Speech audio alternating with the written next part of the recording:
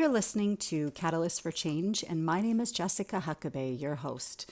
I started this podcast to learn what makes people resilient after challenging events and how they've used those series of events as a catalyst for change in their life. So you'll hear stories of resiliency and strength. So get ready, sit back, and be prepared to be inspired. So today my guest is Jeni Wren Stottrup. She is an audio producer, a musician, a storyteller, a vocalist, a podcast advocate based in Portland, Oregon.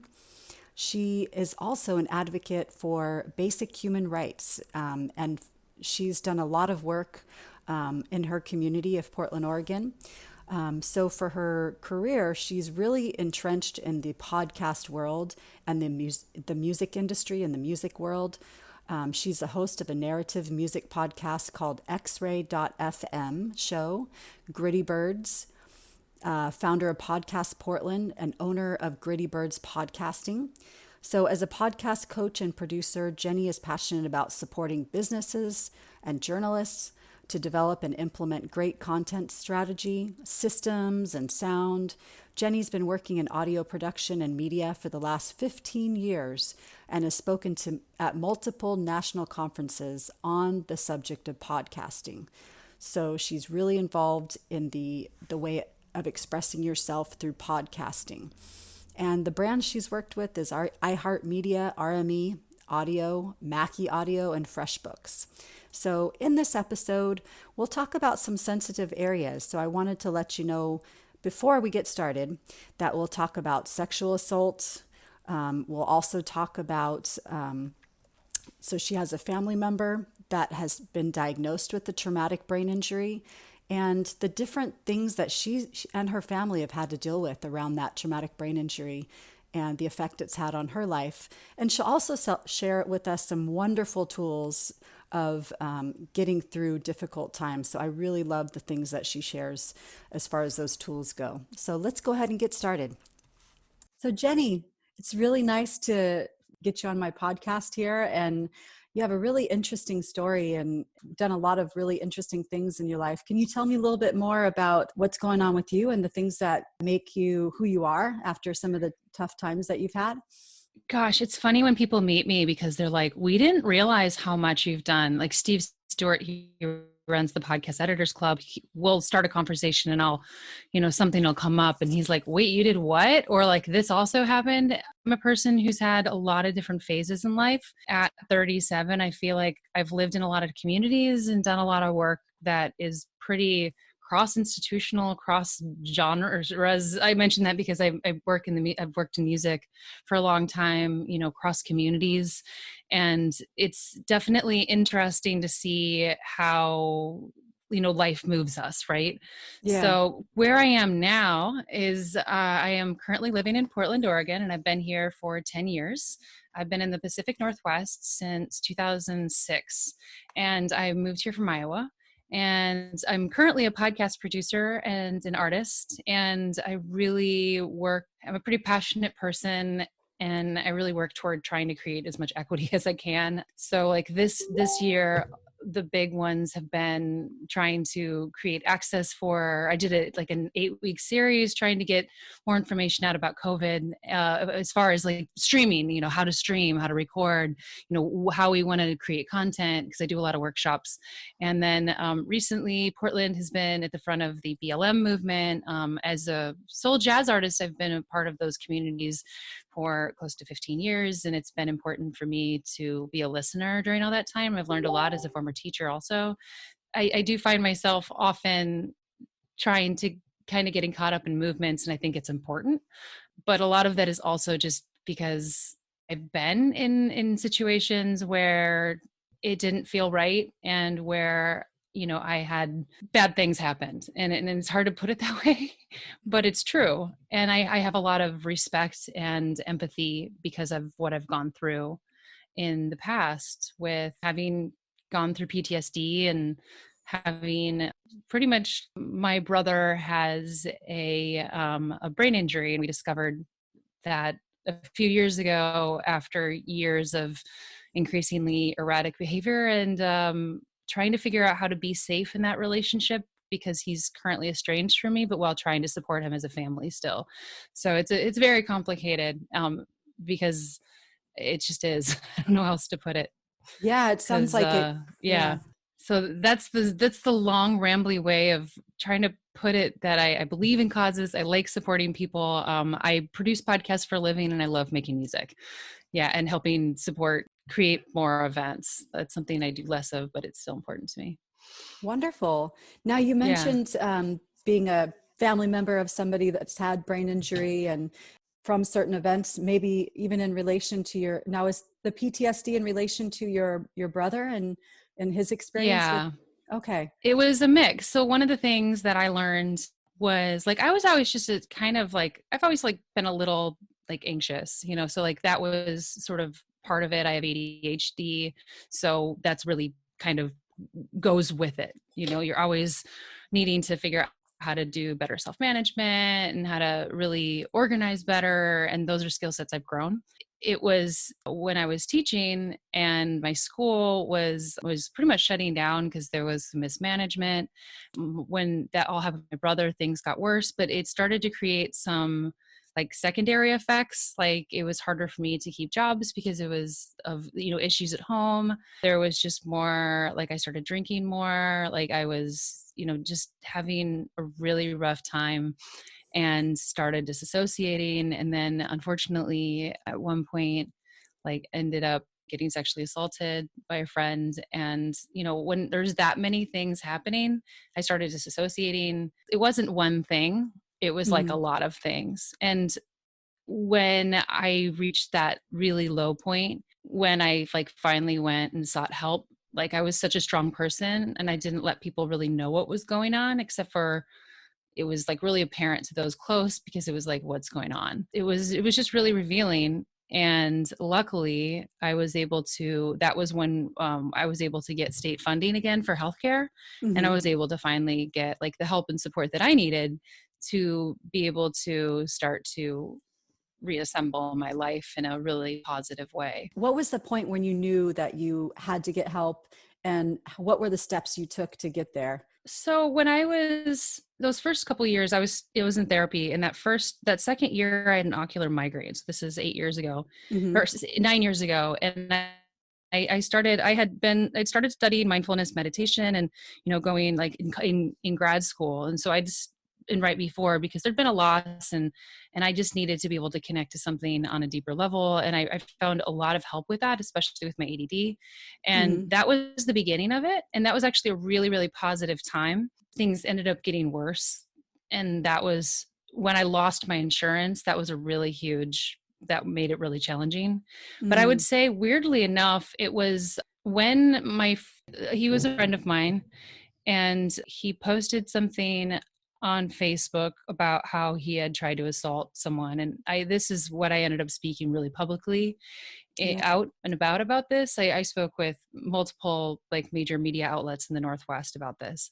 And at the time I thought I was really strong and I was running my podcast. I have a narrative music podcast, but I was doing it pretty much a volunteer. I was like 20, 25 hours a week. And I felt like I was really strong after coming out about all of that and just sort of kind of the uproar and everything post and just all of the response, even the Portland community, I started to feel overwhelmed. And so I ended up realizing that I needed to get help again and it was the next spring. It was really hard financially to be able to keep up with things. And I was still having pretty major panic attacks. And so I had a therapist at that point, and she pretty much was like, I don't think I'm helping you. And she referred me to somebody with EMDR, because at that point it was just talk therapy and nothing was working. Like we were Mhm. trying, I was still burnt out. It was hard for me to keep up with deadlines. I was just really sad and frustrated, probably Mhm. frustrating to the people around me for sure. And I ended up taking a break from the podcast, and I felt so defeated about it because the podcast meant everything to me. And I felt like I let everyone down. And I did this Kickstarter, and I ended up needing to take a day job. And, during all this period of time, like these were like a few things that happened. It became very, very apparent that it was going to be a long road, but that I Mm-hmm. needed to address it. Because for me, I will get like really overwhelmed and I'll just snap. I'll just get pissed off. And that's still something I work on, you know? And, Yeah. and it's like, it comes from a place where it's like, okay, this is not how life gets lived. You know, if I'm coming from a place where I was in a verbally abusive relationship with my brother, why am I repeating those same things? Which is actually a really common thing for people who've gone through that. Mm-hmm. But it's also really apparent because that you need to do the more work. And luckily I was able to get that therapist who was able to recommend me to EMDR. And that was a huge first step for me. I'm really grateful in ways that I have ADHD because I've had, in order to keep my medications, because I've this is since I was like 21. In order to be medicated, I have to see, you know, I'm under a team, right? So I have my doctor, like right now I have a psychiatrist and I see him monthly. And if we feel like I need a little extra help, then we find me a therapist. If we don't, then we say we'll see you in 3 months, right? So it's something that like I'm very lucky because of that diagnosis that I get to address some of the other ones because we have someone seeing what I'm seeing me. Generally fine, but during those periods it was really clear that I wasn't. Yeah. And I was just tired. I feel very happy that we were able to just have those breakthroughs and have those conversations because they're hard. And that I Yeah. have my parents that are so supportive. And it wasn't an easy road to get where we were as a family because when I first started, I would say the lowest point was at my cousin's wedding when I had to see my brother again. And it wasn't him that was freaking out. It was me having the panic attack after the wedding late at night and like me crying. And afterward, people being like, your brother seems fine. I think your brother's okay. I think Yeah. you're the one who needs help. And it was like, they didn't believe me that any of it was happening.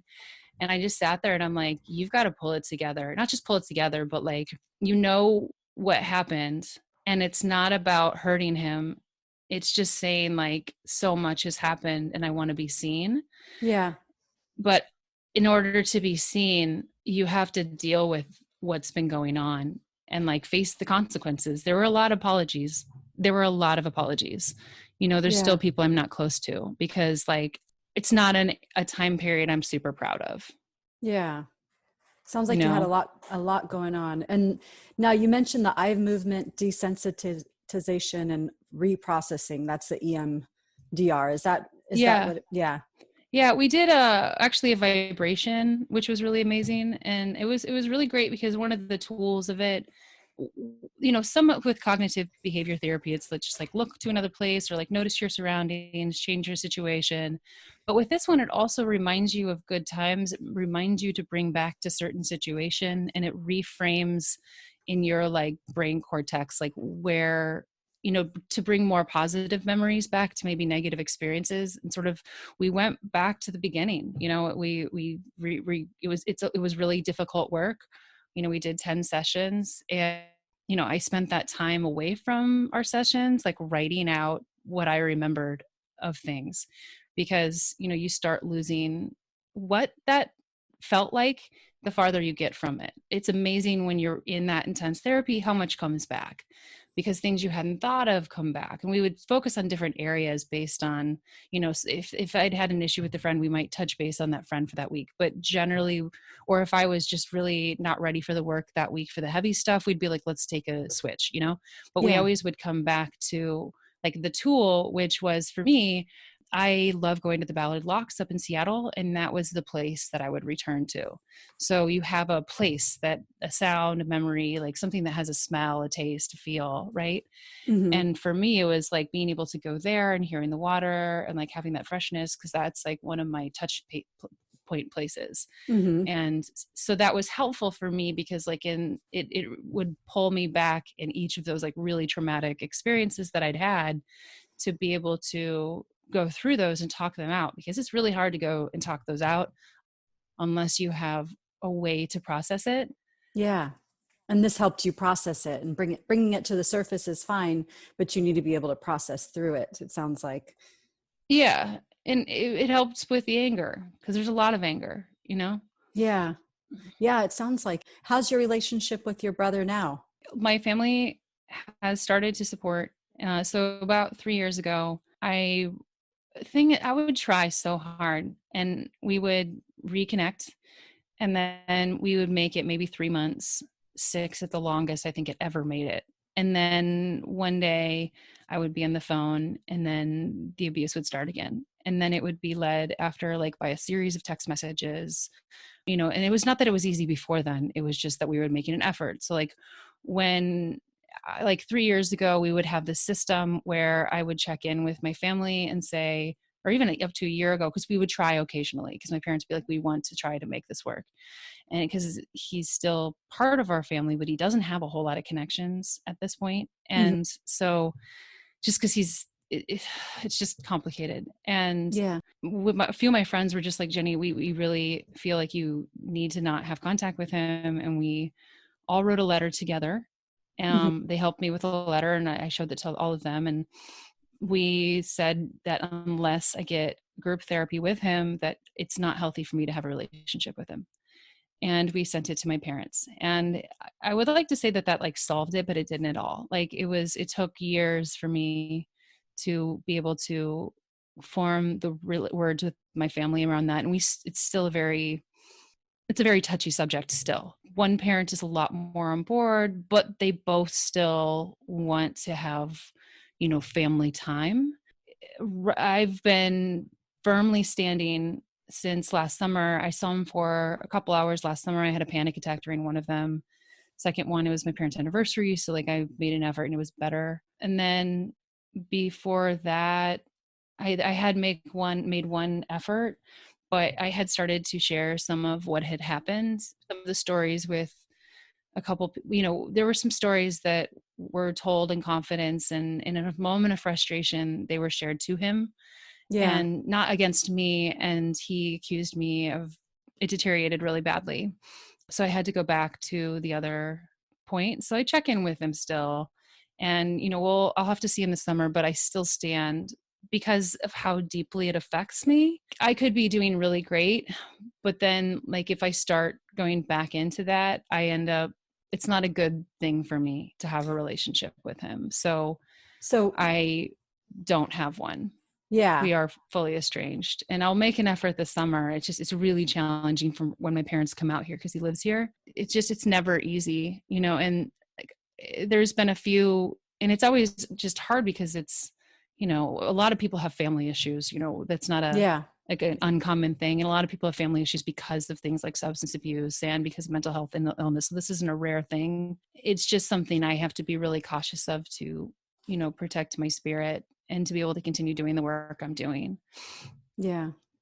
No, it sounds like you've come a long way, and at least you know where your boundaries are and you know how to interact with them when that is something that you have to do, it sounds like, which will happen this summer.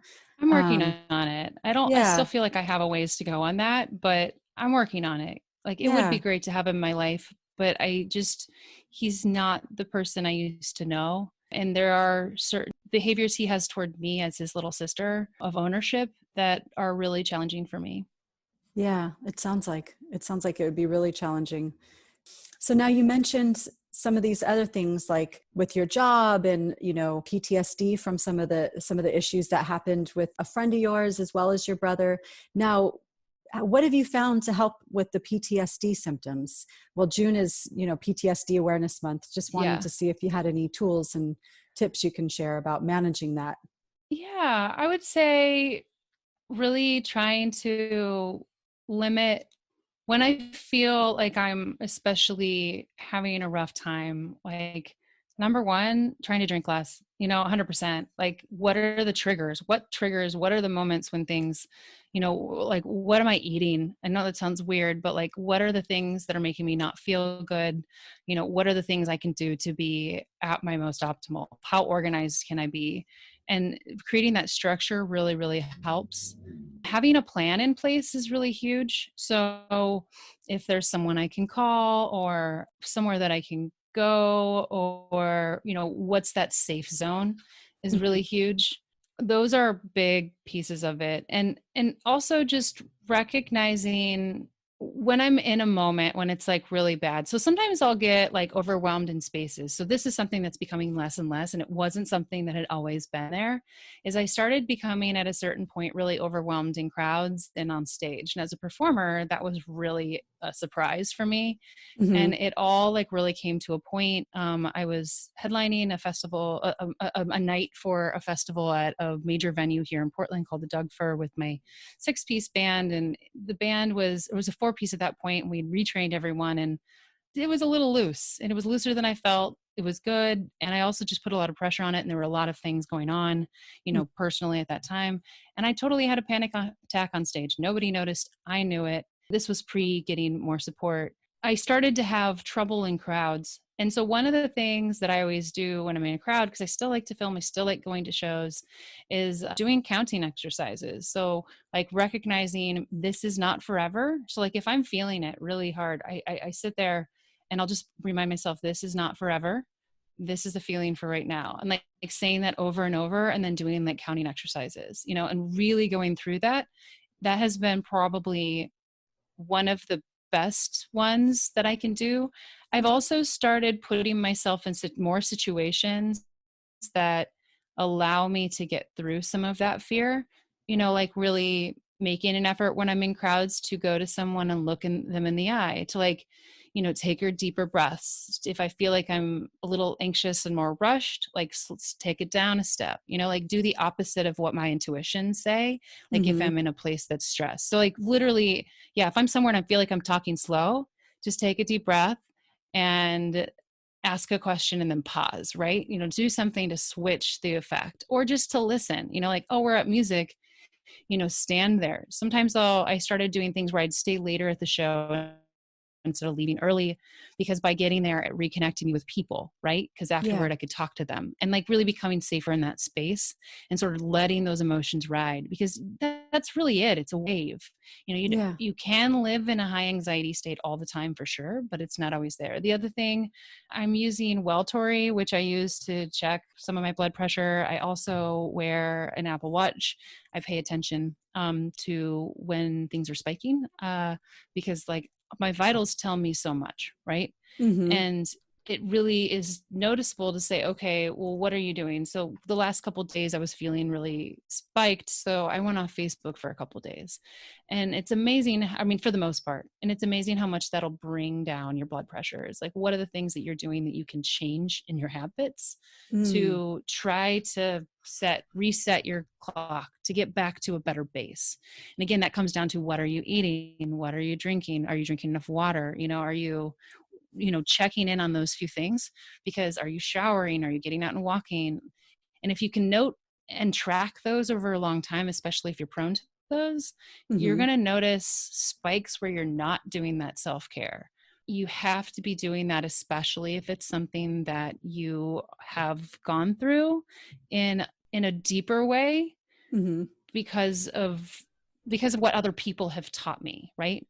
And it doesn't mean that I don't get anxious or I don't have those spikes or that I don't still make certain mistakes. It just means that I'm more aware of it, and that I'm able to be a better friend and ally to other people.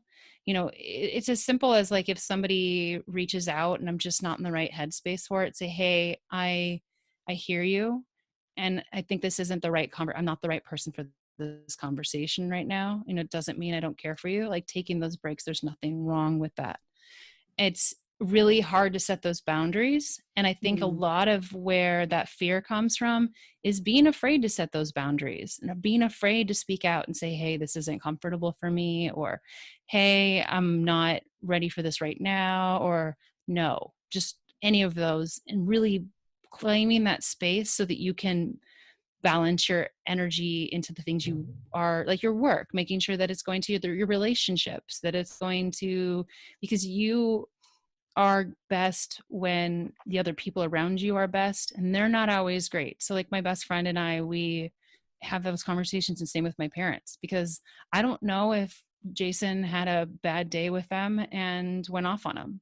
I don't know that, Yeah. but if we're hitting a point where we just say, hey, this isn't okay, or I'm not today, let's touch base, like I'm gonna take a day. And we've built that language around it, because we need to do that in order to keep moving forward in the ways that work for us. Yeah. And the more that we can do that, the more that we're still here in a week, that we're able to support, the people in our lives that are having challenges, that we're able to support ourselves and to be there for those of our friends who have no issues that are seen, that are apparent to us, because everybody has their lives and not everyone's thinking about you all the time, and Yeah. they shouldn't. So if we can try to keep things positive when we can, right? And that's not about hiding the bad. It's about reminding that life is good and being able to bring that joy in and find more ways to do that. Because I've found myself to become more and more skeptical on things. And I work on that because I know that that's not like a great long-term life trait, but it is something that developed and something that I need to remind myself of, because just because like horrible things have happened doesn't mean that positive things won't happen. And that's the shift. You have to be making these shifts. And that really helps with the PTSD in the long run. Yeah. No, you mentioned not being afraid to set boundaries. That's a huge one, especially for people that have issues with challenges with mental health or being anxious or ADHD. Yeah. And women in general, we have some issues around boundary setting at times in our life. So that's really good that you found that. So what are the things that you're still working on, that learning about yourself and how to manage these things that you're working through? I'm still hot tempered. That one is still there. I still have an impatience in me. I still am afraid to ask certain things. So like if I get frustrated, it's very apparent.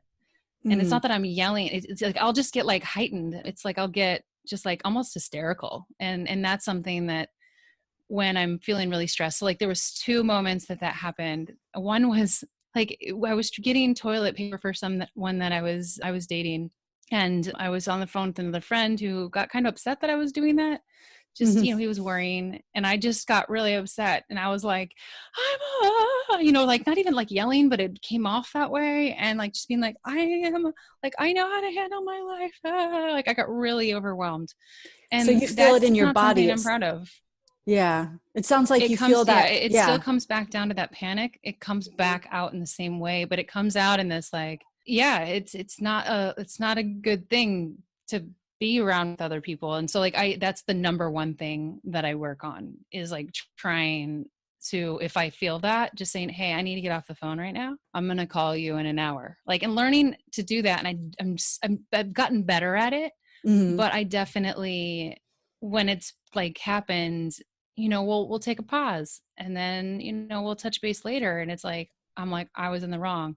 Cause like, I don't want to be, I know how that feels. I know where it's coming from, but like, that's not a helpful emotion for anyone. It just, for me, it says that I still have more work to do. But it sounds like you've come a long way. So but it's amazing to understand that you still have more work to do, because Yeah. some people just think, oh, I'm good. I went through all this therapy and the EMDR and all these Yeah. different things. And they feel like, okay, it's fixed, but then they get frustrated when it's not really truly fixed. So that's good Yeah. that you recognize that. Especially because like life happens. I mean, we really see that, in the last few months. We see that in the last week, the last 2 weeks. We see that when, you say, oh, it's been solved, but like it isn't. It has Hmm. to be a continuous process. And that's for everyone. Yeah. Communication and relationships take time. If you've already had, traumatic issues around relationships, it can make it less safe and more daunting, but you can't just give up on that. Because I think that that's one of the things that, when you see so much depression and you see suicide, is there's this point where it no longer feels hopeful. And that's where, coming back to that moment where, if I'm having a panic attack, saying, this is not forever, this is not going to last forever. Yeah. And reminding, and then coming back and saying that this is a feeling you're having right now, recognizing this is for now, noticing that, and realizing that there's hope.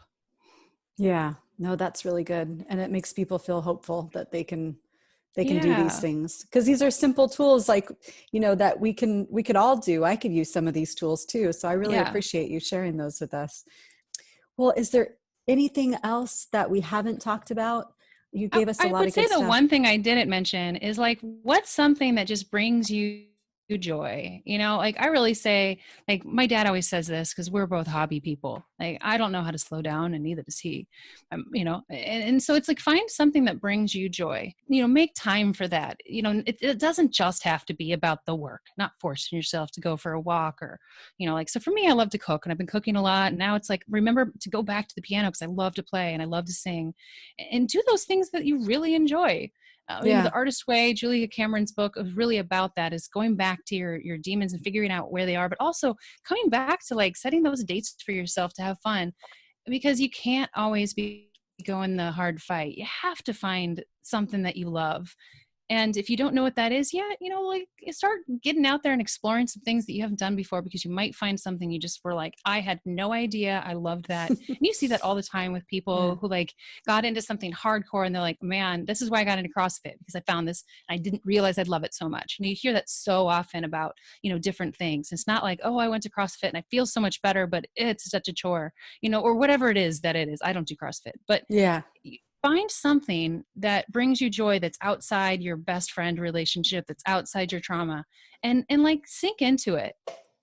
You know, like have fun with it, because we need to have something that we wake up for, that's not just the people in our lives. We need to give them a break too. Yeah. That's Yeah. good.